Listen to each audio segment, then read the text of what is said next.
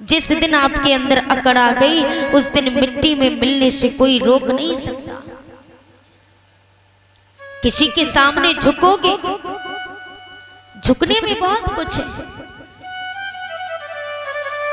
अरे किसी के सामने झुक जाएंगे तो हम छोटे नहीं हो जाते, बल्कि हम तो और ऊंचे हो जाते हैं झुकने से। लेकिन आजकल लोग समझते कहाँ हैं, किसी के सामने झुकना जानते ही नहीं। अरे मैं क्यों झुकूं, मैं क्या किसी से कम थोड़े हूं। अरे अपनी मेहनत से कमा रहा हूं, अपनी मेहनत से खा रहा हूं, मैं क्यों झुकूं उसके सामने। ये इस बात का अभिमान है मनुष्य के अंदर, इस बात का अहंकार है मनुष्य के अंदर। और यही अहंकार हमें, हमारी बुरी आदतें हमको मिट्टी में मिला रही हैं। हमें इस मति को त्यागना ही होगा, हमें इसको छोड़ना ही होगा। और छोड़ने के बाद फिर आप अपना व्यवसाय जीवन देखिए कितना आनंदमय, कितना सुंदर व्यतीत हो। ये भागवत कहती है। यदि कोई भी आपके सामने से गुजरे, आप लोग राम राम करने में भी इतराते हो। किसी से राम राम करोगे, अगर हमारा दुश्मन भी होगा ना तो दुश्मन से भी राम राम करो, राम राम में कुछ नहीं जाता। दुश्मन से अगर राम राम करोगे तो शायद हो सकता है कि हमारे दुश्मन ने भी पाप किया हो और हमारे राम राम बुलवाने से हमारे दुश्मन का भी उद्धार हो जाए, कल्याण हो जाए। आप दूसरे का भला सोचोगे, भगवान आपका पहले भला करेगा। भलाई कर भला होगा, बुराई कर बुरा होगा। ये बात सत्य है। अगर आप किसी के साथ भला करोगे तो आपका भला होगा, और दूसरे के साथ बुरा करोगे तो आपको कुछ क्षण के लिए लगेगा कि हमने बहुत अच्छा कार्य कर लिया, हम विजय हो गए। लेकिन आपको बाद में बड़ा कष्ट होगा। उसका तो भगवान रखवाला है। कुछ दिन के लिए बुरा हो भी जाए तो कोई तक कुछ क्षण की बात, कुछ चंद पलों की बात है, लेकिन उसके जीवन में तो आनंद आएगा ही आएगा, क्योंकि उसने सत्य का रास्ता, सत्य का मार्ग जो अपनाया। लेकिन हमने जो झूठ का सहारा लिया, वो झूठ कितने दिनों तक चलेगा? ज्यादा दिन तक नहीं टिकता, ज्यादा दिन तक नहीं चलता है। आज गौकड़ जी समझा रहे, रावण जो था दुनिया में सबसे बड़ा ज्ञानी रावण था, सोने की लंका थी, लेकिन इस बात को अहंकार था उसे।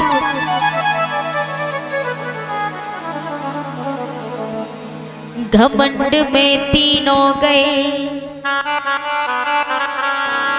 जो भी घमंड करता है कि घमंड में तीनों गए, बल बुद्धि और वंश। अरे ना मानो तो देख लो, रावण कौरव कंस। अरे ना मानो तो देख लो, रावण कौरव कंस। घमंड में तीनों बल जाता है और बुद्धि पहले जाती है।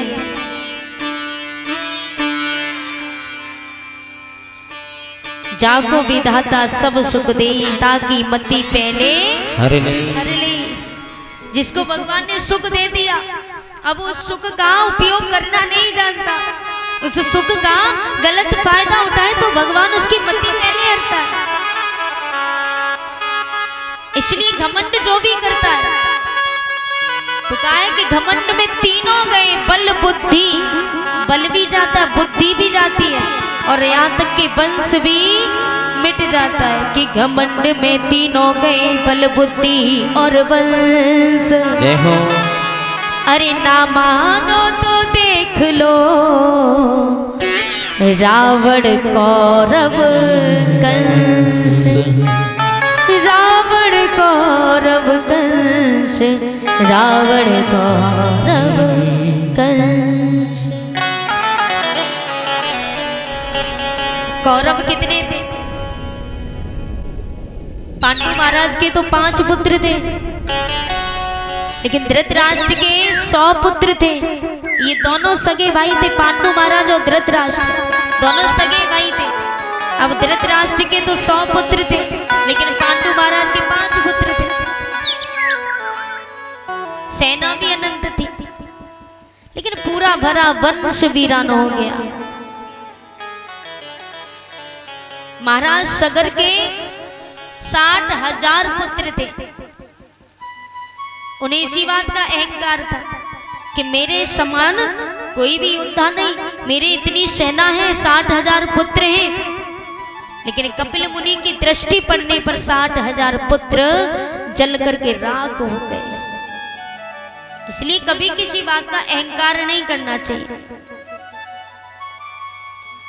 हमें शरीर का गुमान है, अहंकार है। तो एक बात बताए, क्या ये आंखें हमारी हैं? ये आंखें हमारी नहीं है।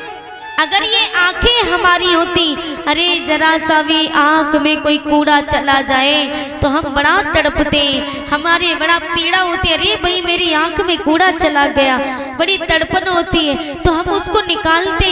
क्यों? क्योंकि ये आंखें हमारी हैं। लोग कहते, लेकिन ये आंखें हमारी नहीं है प्यारे। अगर ये आंखें हमारी होती तो बुढ़ापे में इन आंखों से धुंधला दिखाई देने लगता है, तो हम आदेश करते, अरे भाई मेरा आदेश है, मुझे धुंधला दिखाई दे रहा है, साफ साफ दिखाई दे। लेकिन आंखें नहीं सुनती। जो हमारा आदेश नहीं मानती तो वो हमारी कैसे हो गई? आंखें हमारी नहीं। अरे यहाँ तक कि ये कर्ण माने कान, ये कान भी हमारे नहीं।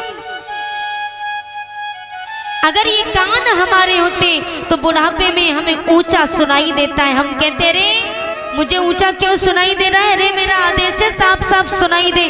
तो ये कान नहीं सुनते, तो ये कान भी हमारे नहीं है। यहां तक कि ये शरीर भी हमारा नहीं है। मरने के बाद ये शरीर जब पड़ा होता, न सूक्ष्म शरीर जब पड़ा होता है, मरने के बाद आत्मा निकल करके जब खड़ी होती है, और ये बात भी सत्य है, गरुड़ पुराण में लिखा हुआ है, गरुड़ पुराण में लिखा है कि आत्मा कभी बगैर शरीर के नहीं रहती। ऐसा हम नहीं कह रहे, ऐसा गरुड़ पुराण में लिखा है। आत्मा कभी बगैर शरीर के नहीं रहती। जीते जी ये मिट्टी का ये शरीर है, इसमें वास करती है। मरने के बाद भी इसको एक सूक्ष्म शरीर मिलता है जो हमें दिखाई नहीं देता, किसी को दिखाई नहीं देता, लेकिन उसके बाद भी आत्मा को शरीर मिलता है। और जब वो पापों का भुगतान भोगती तब भी उसको शरीर मिलता है, क्योंकि नरक भोगना या स्वर्ग भोगना है। नरक भोगना होता है तो उसको सजा मिलती है, तो उस समय भी उसको एक शरीर मिलता है, क्योंकि आत्मा कभी बगैर शरीर के नहीं रहती। और ये बात भी सत्य है कि मरने के बाद कभी मृतक को सूर्य अस्त होने के बाद कभी उसका दाह संस्कार नहीं करना चाहिए। ये बात भी सत्य है। गरुड़ पुराण के अनुसार लिखा है कि मरने के बाद जब सूर्य अस्त हो जाए तो उस समय स्वर्ग का दरवाजा बंद हो जाता है, नरक का दरवाजा खुल जाता है। तो हमेशा जब भी दाह संस्कार करो तो सूर्य निकलने के बाद या सूर्यास्त से पहले। फिर संसार में जब हमारा शरीर ही अपना नहीं है तो हमें किस बात का अहंकार, किस बात का गुमान?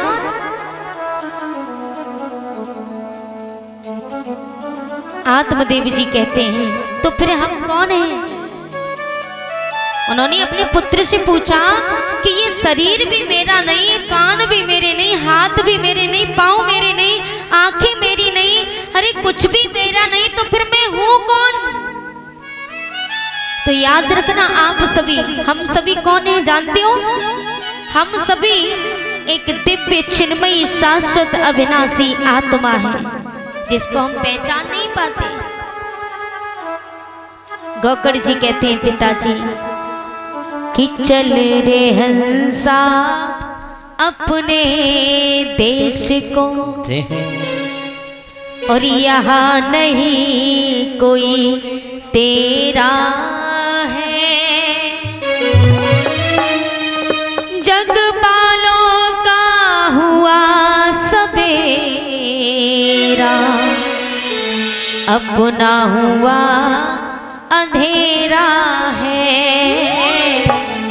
अपना हुआ अंधेरा है।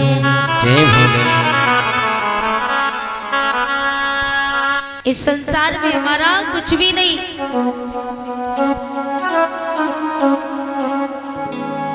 और ये शरीर चंद पलों का है। आज ये शरीर मिला, कल दूसरा मिलेगा, ये तो बदलता रहता है, इसमें अहंकार क्यों करना? इस जीवन का कोई भरोसा नहीं है, इसलिए कहा है प्यारे, हो क्या भरोसा है इस जिंदगी का, क्या भरोसा है इस जिंदगी का, और साथ देती नहीं है किसी का, क्या भरोसा है इस जिंदगी का।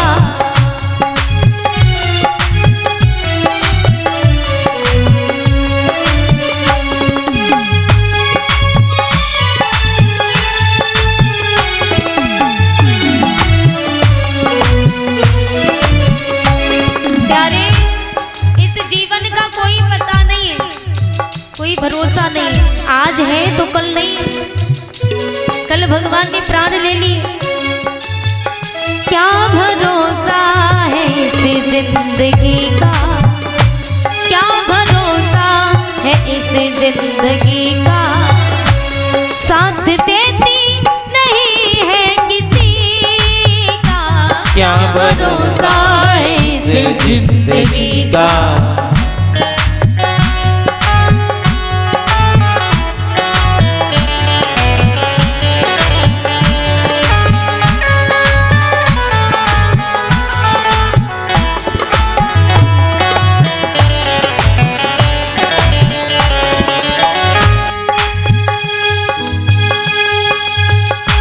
दुनिया की है हकीकत पुरानी, चलते रुकना है इसकी रवानी, दुनिया की है हकीकत पुरानी, चलते रुकना है इसकी रवानी, दुनिया की है हकीकत पुरानी, चलते रुकना है इसकी रवानी, इसलिए हो फर्ज पूरा करो बंदगी का, फर्ज पूरा करो बंदगी का, साथ देती नहीं है किसी का, क्या भरोसा है इस जिंदगी का।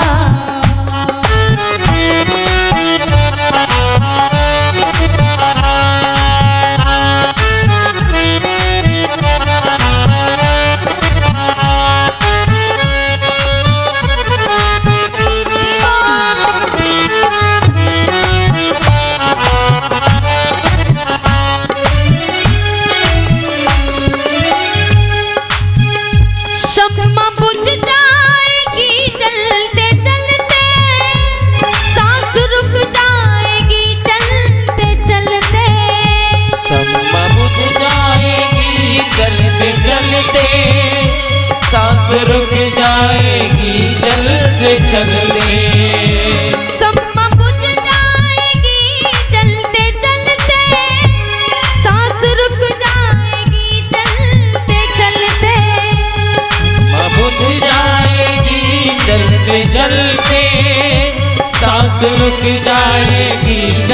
के चलते। इसलिए प्यारे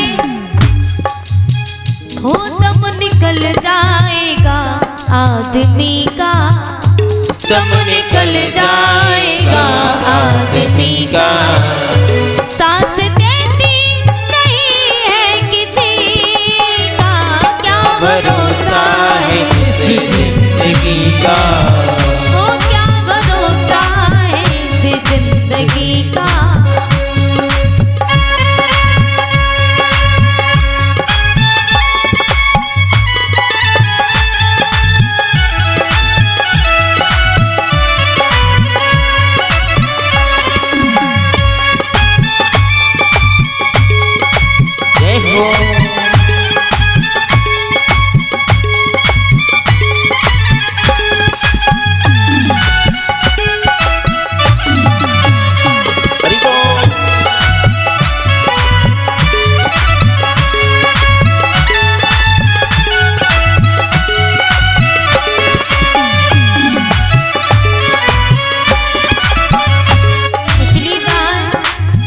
लोग तो चले जाते हैं, लेकिन मरने के बाद जो अच्छा कर्म करता है उनका नाम लेते हैं, जो बुरा कर्म करता है लोग कहते हैं भला हुआ चला गया।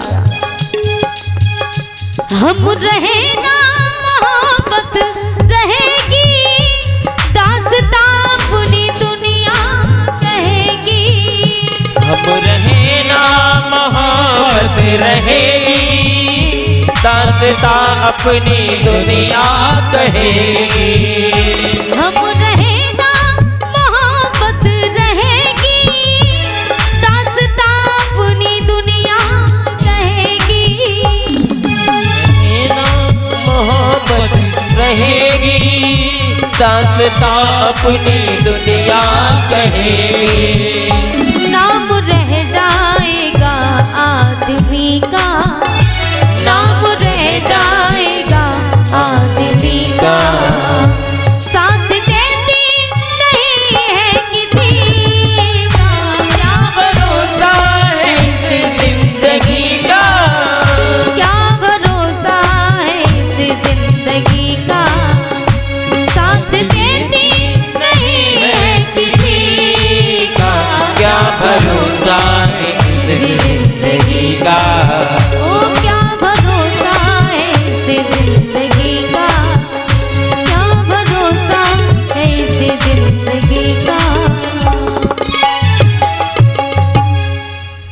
आज गौकड़ी जी कहते हैं पिताजी न जाने हमारे तन से कब प्राण निकल जाए ये कोई पता नहीं है, कोई भरोसा नहीं।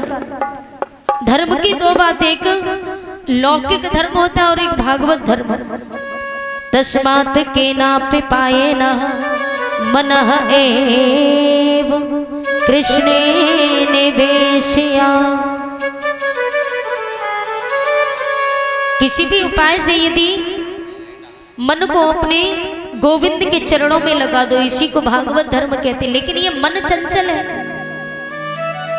ये मन गोविंद के चरणों में लगने से रोकता है। अगर मन को गोविंद के चरणों में लगाना भी चाहे तो मन बड़ा चंचल है। मनः एव मनुष्याणां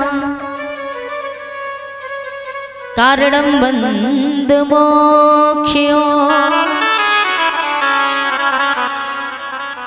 ये मन बंधन का कारण है और मन ही मोक्ष का कारण है। मनः एव मनुष्याणां कारणं बन्ध मोक्षयो वद्यमतु विश्वासक्रम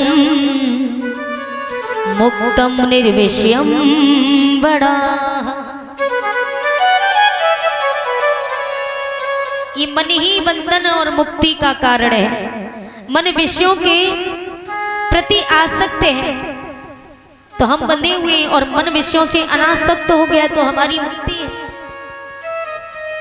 लेकिन मन अगर भगवान के चरणों में भगवान का भजन करना भी चाहे तो ये करने नहीं देता। क्योंकि जब बारिश होती है ना तो बारिश ऊंचे स्थान पर पड़ती है और जो खाली स्थान नीचा स्थान होता है वहां भी पड़ती है, लेकिन वो बारिश का जल ऊंचे स्थान पर नहीं टिकता। ऊंचे स्थान से ढरकते हुए जहां ढरान मिलेगा उसको, जहां नीचाई मिलती जाएगी वहीं ढरकता चला जाएगा। और एक जहां बड़ा सा गड्ढा होगा उसी गड्ढे में जाकर के स्थिर हो जाता है। अपने साथ में कूड़े करकट को इकट्ठा करके लाएगा, उसी गड्ढे में जाकर के स्थिर हो जाता है। तो हम बड़े मजबूर हैं इस मन से। मन के मारे बन गए और बन तज बस्ती मां, कहे कबीर मन लालची, ये कहूँ ठहरत ना। कहे कबीर मन लालची, ये कहूँ ठहरत ना।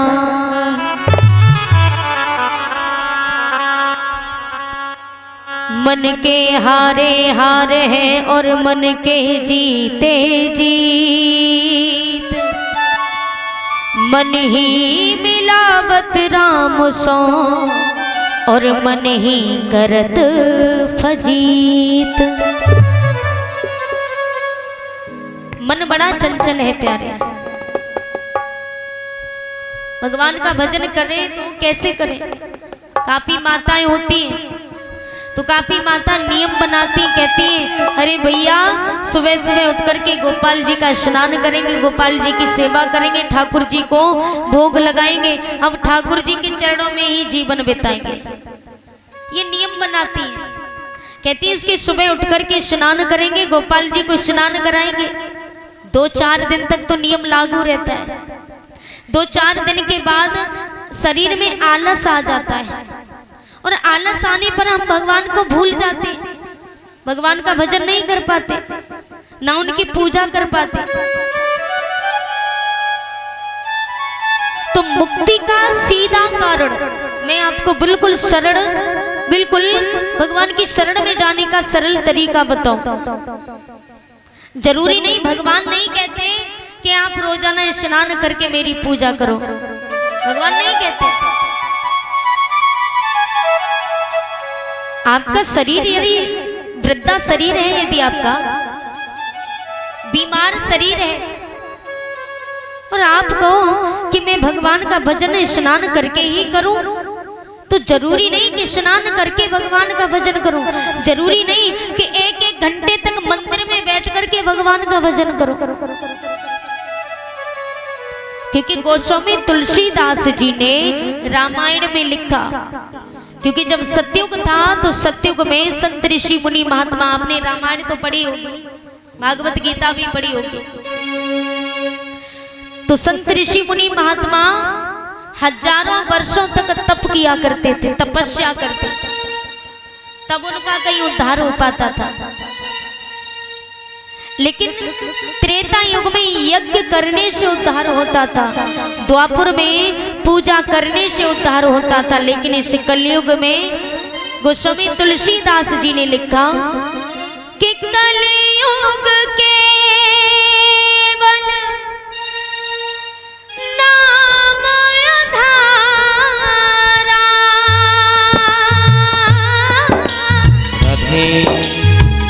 सुमिर सुमिर नर उतर पारा, सिया राम जय जय राम, सिया राम जय जय राम। सिया राम जय जय राम,